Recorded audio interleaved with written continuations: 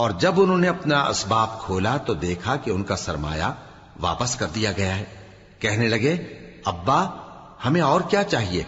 دیکھیے یہ ہماری پونجی بھی ہمیں واپس کر دی گئی ہے، اور ہم اپنے اہل و عیال کے لیے پھر غلہ لائیں گے اور اپنے بھائی کی نگہبانی کریں گے، اور ایک بار شتر زیادہ لائیں گے کہ یہ غلہ جو ہم لائے ہیں تھوڑا ہے۔ یعقوب نے کہا کہ جب تک تم اللہ کا عہد نہ دو کہ اس کو میرے پاس صحیح و سالم لے آؤ گے، میں اسے ہرگز تمہارے ساتھ نہیں بھیجنے کا،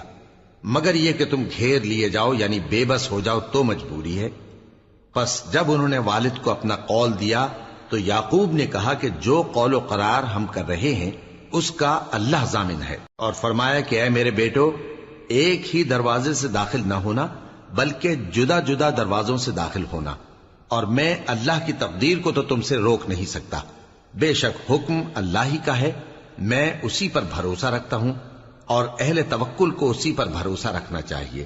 اور جب وہ ان مقامات سے داخل ہوئے جہاں جہاں سے داخل ہونے کے لیے ان کے والد نے ان سے کہا تھا،